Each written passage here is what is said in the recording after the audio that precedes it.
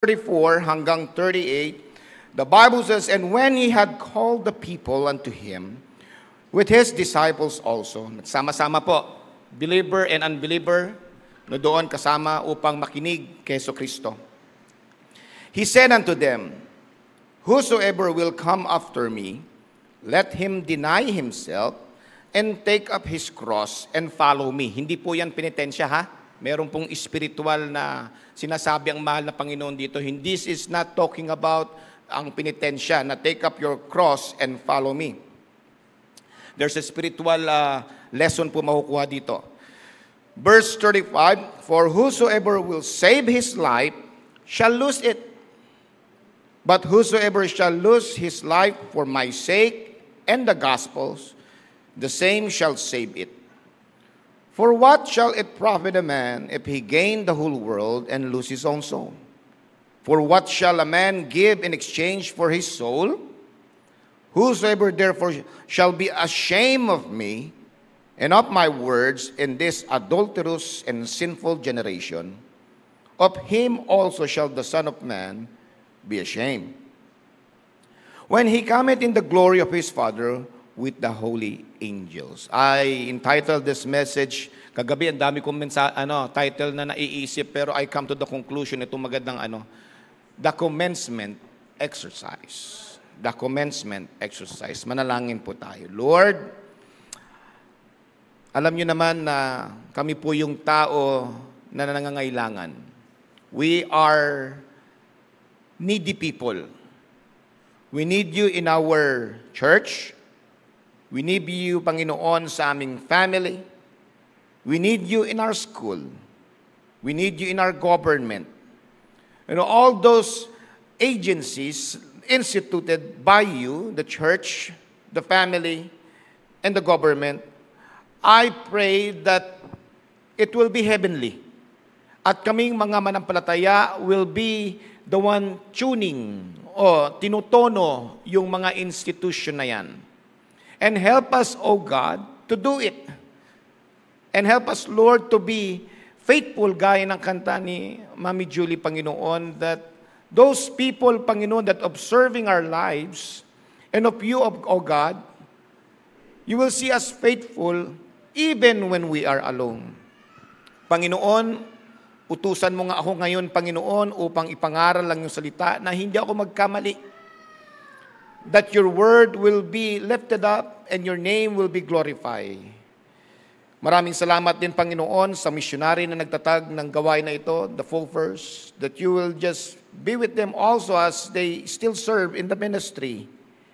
And all those people this morning that are hurting, maybe lost and undone, maybe being passive as Christian, but Father, just give us what we need and not that we want. Panginoon, save souls and encourage the believer and correct at the same time. Be with those other church also, Panginoon, na gumagawa ng ganitong klaseng pagtitipon, and those people that are tuned in live stream, Panginoon. We love you, Lord, because you love us first. Thank you for dying on the cross for our sins. In Jesus' name we pray. Amen. You may be seated po. 2 beses po nagkaroon ng feeding ministry ang ating mahal na Panginoong Kristo. The first one when he fed the 5,000 and their family, maybe around another 10,000 maybe, so 15,000 altogether. And this time, the Lord again saw the need of feeding these people. This time po, the second time around, hindi na po 5,000 but rather 4,000.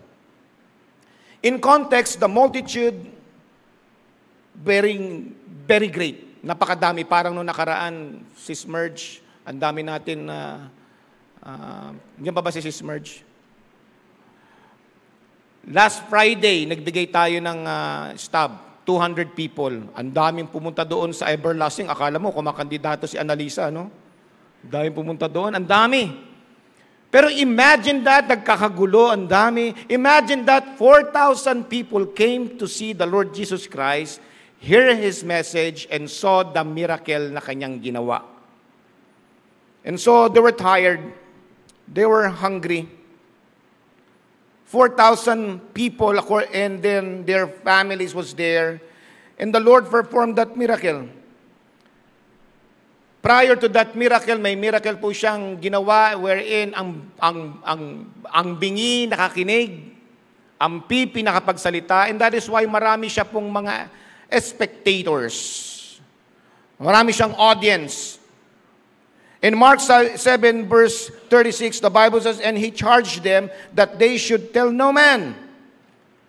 Sabi niyo, huwag niyo pagsabi yung ginawa ko, sabi ni Jesus Christ. But the Bible says, but the more he charged them, so much the more great deal they published it. I'm telling you, if someone as good happened to you, and someone that is beneficial, and something extraordinary happened to you, kahit sabihin sa'yo ng Panginoon, huwag mong sabihin pagsasabi mo. Bible says, the more the Lord Jesus Christ charged them not to tell everyone or anyone, the more great deal they publish it. You see, these people were amazed of Jesus Christ. They were amazed that they give that very moment the need of Jesus Christ. Sabi nilang ganon, people need the Lord. People need Jesus Christ because they are hungry, they are going to perish. Sila po ay merong mga tinatawag na karamdaman, and they need Jesus Christ. And not only they need Jesus Christ, they want Jesus Christ. Yan dapat ang ating pong ugali. Not only there is an urgent need for the Lord Jesus Christ, there is also an urgent wanting sa ating mahal na Panginoon. And as we reflect today, the first Sunday of this month, and as we reflect today on our students that graduate, yung mga nag-graduate, pwede bang tumayo? Bibigyan ni Brother Jim ng tig-500 ngayong araw na ito. Lahat ng mga nag-graduates, no? Ayan. Hindi. Yung mga nandiyan ba? Nandiyan tayo. Para ma-recognize natin. Nasaan yung mga yan? Si Elizabeth, ayaw tumayo. Jerknell, stand up. Sino ba iba? Yung mga bata ng Subic Bay Children's Home. Yan yung mga yan. Ayaw tumayo ng iba eh. Hindi ko bibigyan ng regalo. You may be seated. And as we reflect today, yung mga nag-graduates na yan, the very reason they were able to graduate and finish po yung kanila pong course is simply because they found out and concluded there is a need of education. Tama? Kasi pag hindi mo alam na kailangan mo mag-aral, hindi ka talaga makakapasa. Tatamarin ka, aantukin ka. And if you graduated with honors, not only you concluded that you need education, pag ikaw ay kasama sa honor, sa top 10 or something like that, not only you know that you need education, you basically want education. Kasi the more you want it, the more you will enjoy it. And when you enjoy it, you will do your best. That goes to our athlete also. Di ba? Si Jarken. Si Jarken, nag-gold yan. Not only because he needs to practice, but he was enjoying practicing. Tama, Jarken? O pinipilit ka na ni Papa? Wala naman lanseta nakatutok sa'yo. Okay, papaluin, di ba? No? He wants it. And people who need and want the Lord in perspective with our education, yun yung mga taong may real joy sa kanilang buhay. In proportion of our intellectual achievement, our spiritual goals are the same. Though Jesus expressed on the need of physical nourishment in this chapter, in the first few verses of this chapter, meron din pong spiritual symbol o spiritual na pagtuturo dito ang ating mahal na Panginoon. In Mark chapter 8, verse 2, the Bible says, I have compassion on the multitude, because they have now been with me 3 days. Oh, kita mo, ako mag-preach lang ako ng 45 minutes, tinatamad na kayo. Ang Panginoon kasama yung mga yan, 3 days, walang chicha, walang pagkain. At sabi ng Panginoon, naawa ang Panginoon because they are with Him for 3 days. At naawa ang Panginoon because they are hungry. Because they have now been with me 3 days and have nothing to eat. Sabi ko nga kanina, the same principle applies in our spiritual need. Meron din pong mga gutom na spiritual. Kaya in verse 36, the Bible says is this, "For what shall it profit a man if he shall gain the whole world and lose his own soul?" In the same context po, sabi na salita ng Panginoon, graduates and all peoples alike dito po sa ating kalagitnaan. You might have achieved yung worldly victories in life. You might have graduated with honors. You might have a good career after this. But if your soul is not saved, that accomplish nothing. What a great chapter to ponder, mga kapatid. What profit a man if he gained the whole world? Napakain niyang 4,000. And what profit kung busog ka, kung ang iyong kaluluwa ay hindi ligtas? You will spend eternity condemned in hellfire and destruction. And the Bible says, there be wailing and gnashing of teeth. And that's everlasting, by the way. Graduates, and all people na sa kalagitnaan natin, our possession, pag-aari, our position, yung ating pong sitwasyon sa community and popularity today are nothing if we don't have the person in Jesus Christ. Physical, mental, intellectual, emotional should be dictated by our spiritual. And that spiritual is connected sa ating mahal na Panginoon. All of these components should always be heavenly. Ulitin ko, wala yata nakarinig, no? All of these aspects ng ating buhay should always, it is very imperative that it's always heavenly. Bible says that Hebrews 12:2, looking unto Jesus, the author and finisher of our faith, who for the joy that was set before him endured the cross, despising the shame, and is set down at the right hand of the throne of God. When we say, looking unto Jesus, it means tumitingin sa Panginoon. Ibig sabihin, nagmamasid sa Panginoon. Ibig sabihin, nagpapatuloy sa Panginoon. Ang tawag po doon ay repentance. And repentance is a word in our church ngayon na hindi na po ginagamit. Laging sinasabi ng mga pastor, believe, believe, believe, believe. What do you believe? What do you believe? Ano yung pinapaniwalaan mo? Sinong pinapaniwalaan mo? See, repentance is not just a one-time thing. It is a continuous process that characterizes the life of a believer. Patuloy. Pastor Odek, parang di ko alam pupuntahan mo. Malalaman din po natin later on yan pag nagsimula na tayo sa ating outline. Graduates. Homework still goes on after graduation. Ha? Ilagay natin yung perspective na yan sa mga Kristiyano. Christian, homework still goes after salvation. Nag-goes on pa din yan. Kaya nga sabi ko kanina, we are continually repenting. Graduation ceremonies and rites are often labeled as commencement exercise. Ang ibig sabihin po nito, the former implies the end of a praise or a departure from a certain level at the school, commencement exercise, and our formal ceremony celebrating the completion of an academic program. So, ngayon po, makita po natin, yung mga graduates, hindi po nagtatapos yan, but it is only a beginning. Ganon din po sa kaligtasan ng manampalataya. Kapag po ikaw ay may relasyon na sa ating mahal na Panginoon, start pa lang po yan ng ating pong tagumpay sa buhay. In commencement exercise, there include the following elements. Diba? Kapag may commencement exercise, number one, there is what you call guests. Diba? Pag may commencement exercise, may guest tayo. Each graduating student is allowed 2 guests who will receive identification ribbons for seating. Pangalawa, may schedule. For example, umayang gabi po, meron po tayong 2025 commencement exercise ng Subic Bay Christian Academy. Dito po sa ating kalagitnaan, meron po tayong date, meron tayong time, at meron tayong venue. And then lastly, meron po tayong tinatawag na ceremony structure. The event often features speech, introduction of speakers, and so forth. Meron din po yan kalakip na spiritual na picture sa ating buhay. Guests are people that are observing us, mga Christian. They looking at us. Tingnan kung totoo nga tayo manampalataya. There's a schedule. It's every day. We should live a Christian life every day.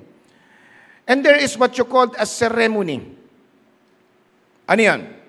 The structure, which is the Word of God. And of course, yung tinatawag na candidate, tayo yun. So the Lord Jesus Christ is telling us this commencement exercise na ano ang dapat nating gawin. The same with our salvation is to be followed by, ito na, discipleship. Discipleship. Yan ang kulang po sa mga Baptist. Pag naligtas, wala ng discipleship, pabayaan ka na ni pastor, pabayaan ka na ng simbahan, mag-self-study ka na. No. That is why Jesus Christ here is telling the people, the church, the Christian, na magpapatuloy pa rin. Sa mga graduates natin, magpapatuloy pa rin po kayo. Na mas mahirap pa sa ngayon. So let's dive in. As we call commencement exercise, we're gonna go to just one verse para mabilis tayo, pero we're gonna read a lot of verses.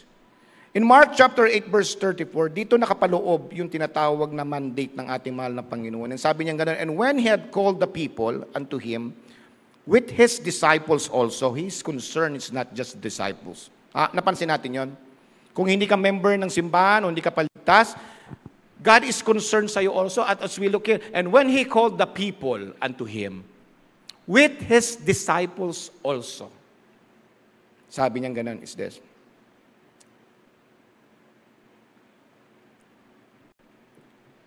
He said unto them, whosoever will come after me, let him deny himself and take up his cross and follow me. After the miracles that took place, after the healing, after all that they witnessed, after the salvation or after the graduation, the Bible says if you really means business at nais mo magpatuloy, the Bible says number one, you should have what you call denying self. Denying self. Mga kapatid, denying self, if not the best, I will get better. Yun ang ibig sabihin ng denied self. Kasi pag hindi ko dineny yung aking sarili, pag hindi ko dineny ang aking mga kagustuhan, I will not be effective in my role. To the graduates from all wicked pleasure of the flesh. Ibig sabihin nito, ang sabi ng salita ng Panginoon dito is this, all the wicked pleasure of the flesh should be denied. The word deny ay isuppress, iwasan, alisin, tanggalin. To graduate from all wicked pleasure of the flesh. Ano ba yung mga wicked pleasure of the flesh? Marami po yan. When the moment the Lord Jesus Christ saved you, and Jesus Christ is holy and righteous, His Spirit dwells in your heart and in your mind, and the Bible says you aren't the same person anymore. Ikaw ay graduate na rin.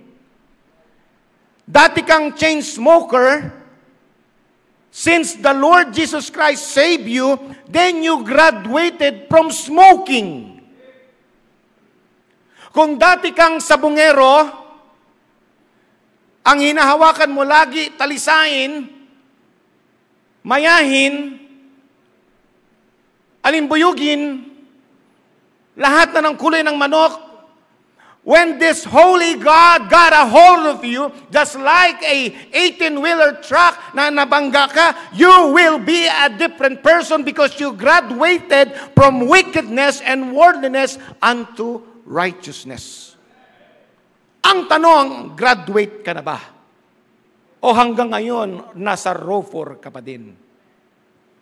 If you are someone who drink ng alak, someone who do drugs, or maybe you're not not drinking, you're not doing drugs, you're not smoking, pero yung dila mo napakahaba, umaabot hanggang libas.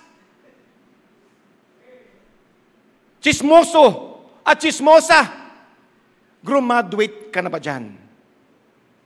O maybe mahilig kang magmura. Pag nagulat ka, mura ka dito ng mura. Dapat ang Kristiyano, ang hinahanap na mura ay sa ukay-ukay.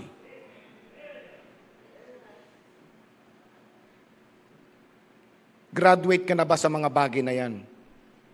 If you haven't graduate sa mga bagay na yan, you did not deny yourself. Sabi ng Panginoon, deny yourself. Deny mo yung mga kagustuhan mo. By the way, not all pleasures are wrong. Right, Pastor Ted? Not all pleasures are wrong. Fishing is not wrong, right? It's not wrong. Ruel, basketball is not wrong. Singing, watching movies are not wrong. But if those activities occupy majority of your time, then that became your God. And God is a jealous God. Kung sino yung umuubos ng oras mo, Lori, kung yung makeup mas matagal kaysa sa panalangin, yun ang Diyos mo. Kung ang pag-aruga ng iyong kuko mas matagal kaysa sa panalangin mo, yun si kuko, ang Diyos mo. Kung pilik mata mas matagal kaysa sa iyong pagbabasa ng Bible, si pilik mata, ang Diyos mo. Anything that supersedes God, Jesus Christ is your God. That is why Jesus Christ says you need to deny your pleasure that will affect your unity in Christ. Dapat gumagraduate na rin tayo sa mga bagay na yon. Parang yung kanta po ni di ba? Denying yourself is getting rid of I love me mentality. Alam niyo I love me mentality? Ako meron akong I love me wall. Nakita niyo I love me wall dati? Tinanggal ko na yung I love me wall. Mr. Oxiano, meron ako dating I love me wall, Brother Jim, diyan sa opisina ko. Yung I love me wall, nandoon lahat ng certificate. Certificate na nag-graduate ako sa Bible School, meron akong master degree, meron akong certificate sa police, binigyan ako ng Asia Pacific Rim ng ganito ganyan, ando doon lahat ng mga achievement ko. Pag pupunta ko, tinitignan ko doon. I love me wall. Yun na yung nagiging pursuit ko. Yung achievement ko na, yung kagalingan ko na, yung position ko na, yung possession ko na. The last thing I did, sabihin ko siya, huwag niyo na tawagin pastor, tawagin niyo ako Dr. Odek. When we have that kind of mentality, we're not denying ourselves. That makes us still haven't finished yung ating graduation as a Christian. Parang kanta ni Whitney Houston, lagi kong ginagamit to Whitney Houston. Gustong-gusto natin yung Whitney Houston na yun dati, di ba? Mga 80s baby. Si Ma'am Julie, alam niyo yan, naging DJ si Ma'am Julie. Siguro sa isang araw, nakaka-4 na play ito, no? Yung The Greatest Love of All. Meron dito sa Greatest Love of All, yung pinakamatindi. Because the greatest love of all is happening to me. I found the greatest love of all. Saan daw? Hindi sa Bible, hindi in the person of the Lord Jesus Christ. She found the greatest love of all inside of me. I love me. Contrary to the Word of God, the Bible says you need to deny yourself. Sabi, the greatest love of all is easy to achieve. Madali. It's learning to love yourself is the greatest love of all. Mali po. The greatest love of all is when Jesus Christ died on the cross for you and I. Ang tawag po doon yung the love of God, the agape love of God. Have you denied yourself lately? O ang self ninyo ang nasusunod? Number 2, not only denying yourself, hindi pa muna yan pa rin yan. Pero iba kasi yung denying self. Denying self is you want to improve yourself. Pero kalakip yan yung tinatawag na self-denial. Anong kaibahan ng denying self and self-denial? Denying self, sabi kanina, is to improve you. Tingnan ko ito, no? You're trying to be a better, if not the best. Yung tinatawag naman ng self-denial is this. You see, denying self is a self-improvement, whereas denying yourself means denying self-rule. Yung dati kong batas, dati kong ginagawa, hindi ko gagawin. Our fleshly desires is to sit on the throne of our lives, but only Jesus is truly worthy. Kasi kung hindi natin po i-deny yung self po natin, wala ka rito ngayon. Tulog ka ngayon. Amen? Ngayon, kung inaantok ka ngayon, you're not denying yourself, no? No. Kasi nasusunod yung gusto mo eh. Kung ibang iniisip mo ngayon, you're not denying yourself. 1 Corinthians 9:27. Bible says, "But I keep under my body and bring it unto subjection, lest that by any means, when I have preached to others, I myself should be a castaway." Paul said here, I don't want to be disqualified simply because of my manners and attitude. Ang pastor at asawa ng pastor, you are not just a regular Christian. Pastor Jolan, Pastor Ruel, Miss Jem, Annalisa, at sa mga ibang mga pastors and leaders of the church here, mga deacons, you are not just a regular Christians. People are looking at you. Pastor Ted and Nanay Liga, no. The Bible says, to whom much more is given, much more is required. And now, if it is good for the pastors and pastors and leaders of the church to have what you call a denying self or self-denial, it will be better also and be good practice for the all Christian to deny himself. At si Paul here is very worried. Nagwo-worry siya sa kanyang attitude. Titingnan niya lagi. He's always cautious about his action. At sabi niya, I keep under my body and bring it into subjection, lest by any means when I have preached to others, I myself should be cast away. David, being a king, being a mighty man, says here in Psalms 101 verse 2, I will behave myself wisely in a perfect way. Oh, when wilt thou come unto me? I will walk within my house with a perfect heart. Sabi niyang ganon, I will walk in my house with a perfect heart. Ang ibig po sabihin na I will walk in my house in my privacy, in my own personal domain, in my comfort, I will still walk perfect. Maayos. Even though you're not in the church, even though you're not among believers, even though you are not in the fellowship, even though you're not in the outreach, the Bible says, David says, I will make sure that I will deny myself, I will not follow my cravings, I will not follow my appetite, but I will be subjected to God. Is it hard to do? Hirap ba yun? Mga kapatid, if you don't deny yourself, or there's no self-denial, I'm telling you, kakaroon ka ng tinatawag na diabetes. Yeah. Ako, borderline na ako. Wala akong disiplina. Pag nakita ko ng chocolate, ay, pamam ka. Tapos pag nakita ko ng kakanin, banat. Di ba? Tapos bibili ka ngayon ng insulin. Paano? Ang takaw mo eh. Hindi mo tinidina eh. Di ba? Ang laki-laki mo na. Pag sumakay ka ng aeroplano, kailangan dalawang bayad. Bakit? Problema mo, ang lakas mo sa kanin eh. Deny the cravings. Yung mga sitwasyon natin ngayong umaga, it affects what you did last night. Totoo yan. Inis ka kaya puyat ka, nood ka na nood ng reels kagabi. Ang dami mong ginawa. What you are right now is simply because what you did yesterday. Self-denial, mga kapatid. At sabi nga ni David, I will behave even though there's people and there's no people around. Lagi kong sinasabi ito, mga kapatid, you are who you are when you are.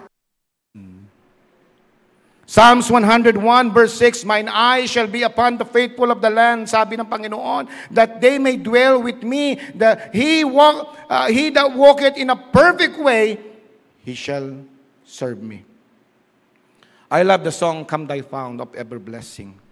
It is inviting God to have an approval sa kanyang buhay. Sabi niya ganon, sa third verse, sabi niya, oh, to grace, how great a debtor, daily I'm constrained to be. Not just Sunday, daily I'm constrained to be. Let thy grace now like a feather. Feather, para ka nakaposas. The grace of God. Sabi niya, Lord, come unto me. Iposas mo ako. Lagyan mo ng tanikalang po sa aking paa. Let thy feather, sabi ng ganun, salita ng kanta na ito, like a feather, by my wandering heart to thee. Itali mo yung heart ko na mahilig maggala-gala. Kasi sabi ng ganun, prone to wander, Lord, I feel it. Prone to leave the God I love. Gustong-gusto ko itong last na to at lagi kong pinagpipray ito.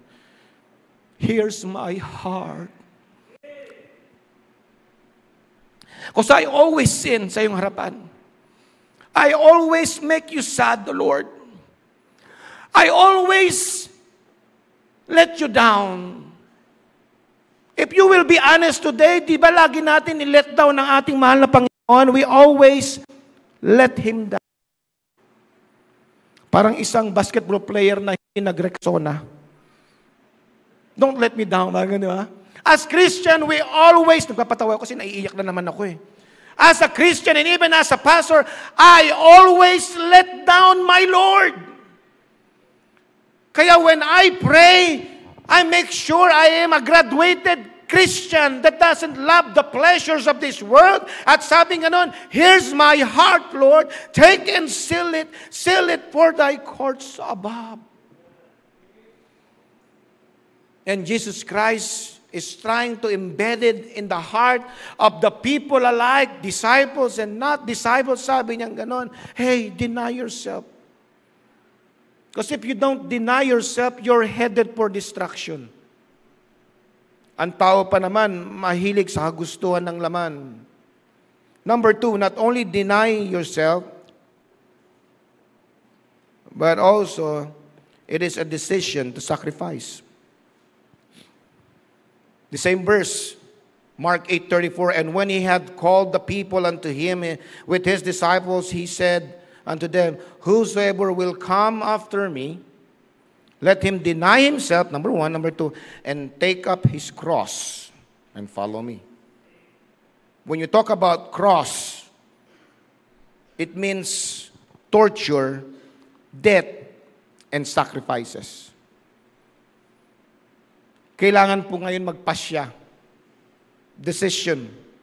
It is an inward action or process of deciding something or resolving a question. Laging pambato ng sanglibutan sa atin, huwag ka mag-judge. Thou shall not judge. Para hindi ka ma-judge. But the thing is, we judge every day. We judge every day. Pag nagda-drive ka sa BMA, nakita mo red, anong tawag doon? Stop. Kapag yellow, pag green, go. Pag yellow, ano ibig sabihin ng yellow? Hurry up, hurry up. We judge. Nagsuot ka ngayon ng polo, you judge. Nagsuot ako ng Amerikana ngayon, I judge. Our lives are full of choices, decision, and judging. But ang sabi ng Panginoon here says, if you want to be my disciple, if you really want to be someone that is really close to me and have that victory in life, not only you deny yourself, but you should have a decision to sacrifice. By the way, we don't sacrifice to be saved. We sacrifice because we are saved. When we talk about decision to sacrifice, it means discipline. Kalaki po ito ng denying ourselves. Hindi ka makapag-deny kung wala kang disiplina. The ability to control one's feeling and overcome one's weakness, the ability to pursue what one think is right despite temptations to abandon it. Marami po ako nakikita na mga barilan ngayon. May nag-away yata noong nakaraan sa Manila, suntukan, mga away bata, Kuya Ed. Away bata. 10 years old, 12 years old, away. Nalamangan yung anak, umuwi, yung tatay bumalik nakamotor, binaril. Boom, boom. Alam mo sino sinisi? Si Marcos. Ba't ganun? Sabi ko lagi si Marcos. Naku, ganun talaga ngayon. Sige, si BBM, ganyan na, BBM. Sabi ko ni Marcos, ako na naman. Alam mo, sino ba sisihin doon? Yung bumarel. Sapagkat yung bumarel na yon, walang self-discipline. A person that failed to have a decision to sacrifice ay yung mga tao na mga mayayabang. 1 Corinthians 9:26-27, I therefore so run, not as uncertainly, so fight, not as one that beateth the air, sumusuntok sa hangin. Verse 27, but I keep under my body and bring it unto subjection, lest by any means, when I have preached to others, I myself should be cast away. Not as one that beateth the air means shadow boxing. Sumusuntok ka sa hangin, wala kang tinatamaan. And if you sacrifice in the wrong way, in the wrong manner, it's just the same thing. But we need to sacrifice for the sake of putting ourselves last and putting Christ first. And discipline will start hindi po sa kapitbahay. Discipline will not start sa mga motivational speaker.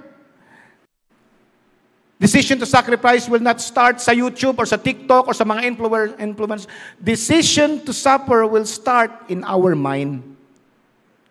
Sa utak. Bible says in Romans 12:1 and 2, I beseech you therefore, brethren, by the mercies of God, that you present your bodies a living sacrifice. Malakas ka pa. Buhay ka pa. Holy, acceptable unto God, which is your reasonable service, and be not conformed to this world, but be ye transformed by the renewing of your mind, that you may prove, ipakita, what is that good and acceptable and perfect will of God. Self-discipline, mga kapatid, starts when we master our thoughts. Yung utak natin, yung iniisip natin. Alam nyo, napakagaling ng utak natin. Dahil sa utak, na-discover natin, meron palang Bluetooth. Diba? Dahil sa utak ng tao, na-imagine natin, meron palang Wi-Fi. Meron palang Xerox copy. Meron palang X-ray and all of that. Meron palang aeroplano. Tulad ng may piloto tayo. Paano mo gagawin ng isang napakabigat na metal? Lilipad mo yan doon. Why? Somebody imagine. The mind of a human being is so powerful, and it's also dangerous if not been used properly. Naku natin yon. For Christian, dapat ang space ng ating utak, ng ating inisip, is all about Jesus Christ. Wala nang iba. The Bible says in Matthew 6, I believe, seek ye first the kingdom of God and His righteousness, all these things shall be added unto you. Self-discipline starts when we master our thoughts. Sabi ng isang philosopher by the name of Emerson Waldo said, sow a thought and you reap an action. Sow an action and you reap a habit. Sow a habit and you reap a character. And sow a character and you will reap destiny. Not only the mind, but also the heart. The heart is used in Scripture, the most comprehensive term for the authenticity of a person. In Proverbs 4:23, the Bible says, keep thy heart with all diligence, for out of it are the issues of life. In 1 Corinthians 9:27, the Bible says, but I keep under my body and bring it into subjection. Lagi inulit to, lest by any means, when I have preached to others, I myself should be cast away. Mga kapatid, a disciplined mind and heart will produce a disciplined body. And when you have self-discipline, you are also in control of your reaction to any situation. Kung kontrolado ng Panginoon yung utak mo, puso mo, ang reaction mo, kontrolado ng banal na spirito. Walang road rage, walang barilan, walang awayan, walang baranggayan. You graduate from that issues of life. Kahit ikaw na lalaki, na marupok, if you condition your heart and your mind sa Panginoon, kahit gaano pa kaganda yan lumapit sa'yo, tatablahin mo. Amen? Naalala niyo si ano? May verse ba tayo dyan? Next verse nga. Naalala niyo si Joseph at si Potiphar? Si Joseph was a good-looking servant. Nagtatrabaho kila Mrs. Potiphar at sa kanyang boss na si Mr. Potiphar. At sabi ng Bible, it came to pass after these things that his master's wife cast her eyes upon Joseph and she said, lie with me. Naakit siya siguro sa six-pack. Ako wala akong six-pack eh. One-pack lang ito, di ba? Pares kami ni Pastor Jolan, classmate kami. Naakit siya sa six-pack ni Joseph. Naakit siya sa kisigan. Pag kumukuha si Joseph na mga gawain niya, nakikita yung mga form ng katawan niya. At nakita ito ni Mrs. Potiphar at siya'y naakit at sabing ganon, Joseph, lie with me. You have to understand, si Mrs. Potiphar po ay hindi po mahirap. Ito po ay mayaman na babae. At kapag mayaman na babae, ito po ay kumpleto sa cosmetics. Naliligo ito ng cowhead. Amen. Siya po ay lagi nagpapamanicure at pedicure kay Ate Annabel. Huwag mo ikakat, ha? Ito pong babae ito ay kumpleto sa kolorete. Meron po siyang bath and body work. Meron po siyang mga kung ano-ano pa pong mga pagpapaganda. And it's hard for a man not to resist this woman with beautiful countenance and fragrance. But you know what? The Bible says in verse 8, But he refused and said unto his master's wife, Behold, my master would not what is with me in the house, and he had committed all that he had to my hand. Next verse, there is none greater in this house than I, neither had he kept back anything from me, but thee, because thou art his wife. How can I do this great wickedness and sin against God? Why? We able? Discipline. Sacrifice. Hindi ko gagawin to. Sacrifice ako kahit gaano pa kaganda yan. Why? Because the mind, Timothy, and the heart is conditioned. Saan mo binababad yung mind mo, Tim? Usap tayo mamaya tapos, ha? Kapatiran, ladies and gentlemen, saan mo binababad ang iyong mind and heart? Di Amago Gym. Meron kayong Amago Gym. Mag-open na pala yung ating gym, ha? Ang mga member po ay 40% discount. Why do you go to gym? Huh? Why do you go to gym? It is a place for workout. Gusto ko sanang i-butcher yung anak kong si Samuel, kaya lang baka magkaroon siya ng inferiority complex. Meron siyang picture na kalaan nilagay ko doon sa We Are Family, pambira. Akala mo, yung may kanta, yung habang bata pa, maglaro sa damuhan. May ganun, di ba? Alam mo, model ng pigrulak yung anak ko eh. Ay, grabe talaga yung mukha niya rito. Ang taba-taba ni Samsam nun. Tawa kami ng tawa, nilagay ko, no? Nariisip ko lang, habang bata pa, maglaro sa damuhan. Talagang butsyog talaga siya. Pag nakikita ko siya, anak, anong gusto mo? Hamburger, fried chicken? Tawa na kami. Pero tingnan mo si Sam ngayon. Lupit, oh. Di ba? Alam mo yung ano ko, Ma'am Julie, yung aking pantalon, dati, size 38 yan eh. Ngayon, yung mga pinagliitan ko na size 32, sinusuot niya na ulit. Why? Alam nyo, Kuya Ed, pag kumakain kami ng kanin, hindi siya kumakain ng kanin, ulam lang. Kaya ubos niya. Magastos! Magastos ang self-discipline. Magastos ang sacrifice. That is why few people sacrifice. Pero kita mo naman ang kaibahan. Gumanda ang katawan ni Sam. Gumanda ang lalaki. Gumanda ang tulog, gumanda lahat, gumanda. Why? Self-discipline. And this is Ate Terry, Sister Terry, hindi aksidente yan. Yung pagising niya, ay, ang ganda ng katawan ko! No. It takes discipline. Decision to sacrifice. Pag kumakain kami na masarap at may puting kanin na umuusok na steam, si Samuel pa, mamaya na ako kakain. Hindi sumasabay sa amin. Akala ko nga, may pinagdaraanan. Yung pala talagang gusto niya lang talaga kumain mag-isa na hindi siya natatakawan sa rice. Why? Because when you talk about cross, not only it is what you call a discipline, it is also what you call determination. You see, self-discipline is like muscle.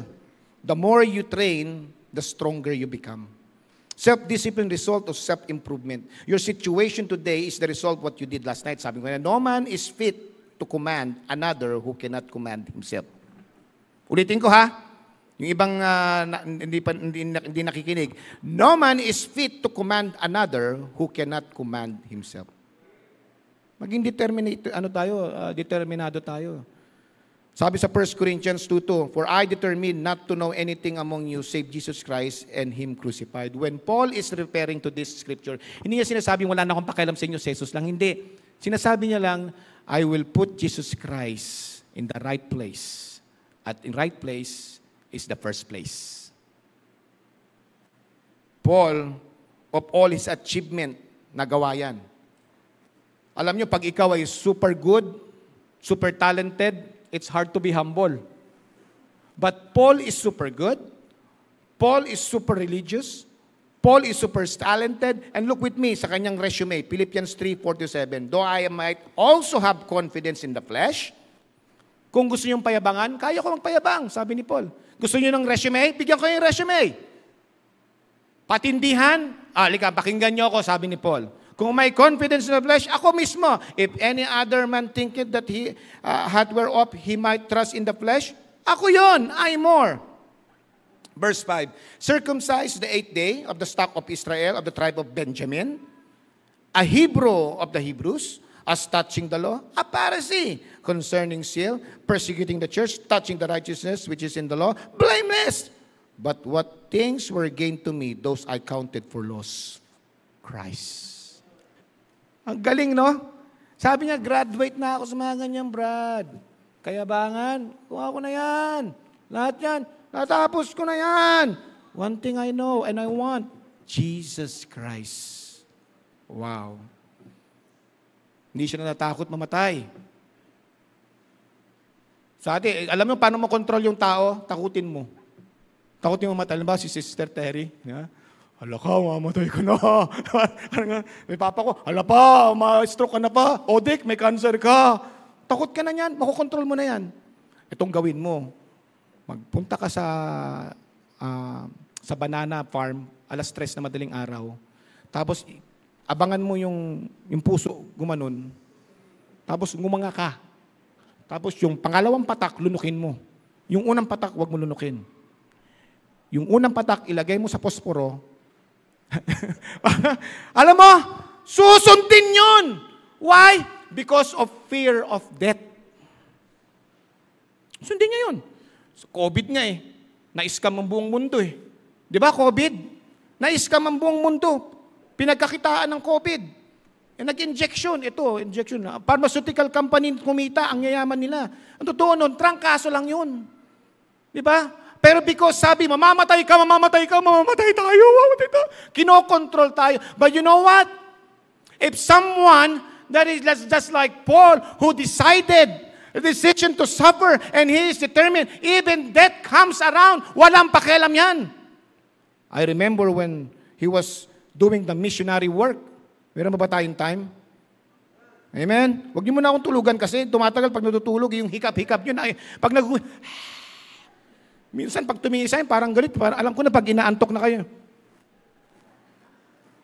No? Walang problema, Brad. Matulog ka, malaki ka na eh. No? Hindi ako magagalit. May mga iba pa nakikinig eh. Bawi ka na lang next time, ha? Sana ba ako? Si Paul, sa bingit ng kamatayan, walang problema. Nagkaroon ng time when he was in a missionary journey. Sabi niya ganun, babalik ako sa Jerusalem. Sabi niya ganun, Paul, huwag ka bumalik sa Jerusalem.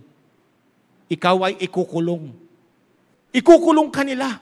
Alam mo, sagot nito ni Pablo, napakatindi. Kaya Brother Jim, idol ko si Pablo eh. Idol ko yan. Hindi ko kaya maging Jesus eh. Hindi ko kaya maging, at least kaya ko maging Pablo. Ito sabi niya, Acts 21:13. Then Paul answered, what mean you to weep and to break my heart? For I am ready not to be bound only. Hindi lang ako ready na makulong. Hindi lang ako ready mag-sacrifice. Hindi lang ako ready na mahirapan. Itong sabi niya, but also to die at Jerusalem for the name of the Lord Jesus Christ. Graduates and even Christian, do you have that spirit of sacrifice? Kaya mo bang ipagpalit yung pagkain sa piyesta sa pagsisimba? Pastor, hindi ako nakapagsimba. Sarap ng igado eh. Yung igado yung Diyos mo. Ang sarap kasi nagluto si kumpare ng kambing na kaldereta. No? Kaya mo bang ipagpalit yung reunion ng family mo sa pagsiserve sa Panginoon? Pastor, minsan lang naman to. You know, those were not wrong. Those were not bad. But the thing is, I'm trying to tell you, Paul was a different kind of Christian. He had that decision to sacrifice kung ano yung gusto niya, kung ano yung convenient niya. Because a person that doesn't want to sacrifice will not carry the cross. Oh, next Sunday, magdala ng cross. Wala magsisimba. Because why? I love me. I will not deny myself. Not only that, lastly, amen? Ay, 12:00 na. Last, direction to the Savior. Mark 8:34, and when he had called the people unto him, and his disciples also, he said unto them, whosoever will come after me, let him deny himself, and take up his cross, last, follow me. Follow me. Anong reason? Bakit there's an urgency to do this? Denying self, decision to sacrifice, direction to the Savior. The very reason is because God wants us to be fishermen of men. Gusto niya na maging witness tayo. Gusto niya na maging soul winner tayo. Mark 1:17, and Jesus said unto them, come ye after me, and I will make you to become fishers of men. Matthew 28:19-20, go you therefore and teach all nations, baptizing them in the name of the Father and the Son of the Holy Ghost, and teaching them to observe all things whatsoever I have commanded you. And lo, I am with you always, even unto the end of the world. That's the reason. God wants us to be a witness, a soul winner in this lost and dark. And then number 2, there's a reality. Anong reality? People are going to hell. Your family na hindi ligtas, they are going to hell. Your friends, your colleagues, the people around you, they are all going to hell without Jesus Christ. Nakalimutan natin may impyerno eh. Nakalimutan natin, sa sobrang lamig ng simbahan natin, nakalimutan natin may impyerno. Sabi ng Bible is this in Mark chapter 8, verse 35-30. For whosoever will save his life shall lose it. But whosoever shall lose his life for my sake and the gospel, the same shall save it. For what shall it profit a man if he gain the whole world and lose his own soul? Sa impyerno. Or what shall a man give in exchange for his soul? Whosoever therefore shall be ashamed of me and of my words in this adulterous and sinful generation, of him also shall the Son of Man be ashamed when he cometh into the glory for his Father with the holy angels. There's hell waiting for that person na hindi ligtas. And people are watching us kung graduate na tayo. If we deny ourselves, we have the decision to sacrifice for the name and the glory of God, and there is what you call a direction to the Savior. I pray, graduates nga tayo, and to be worthy of Christ. Kung hindi po, ngayon yung araw ng kaligtasan. Ngayon yung araw wherein you will put your trust in the Lord Jesus Christ. Let's all stand. Karoon po tayo ng invitation. Just one song, just one verse.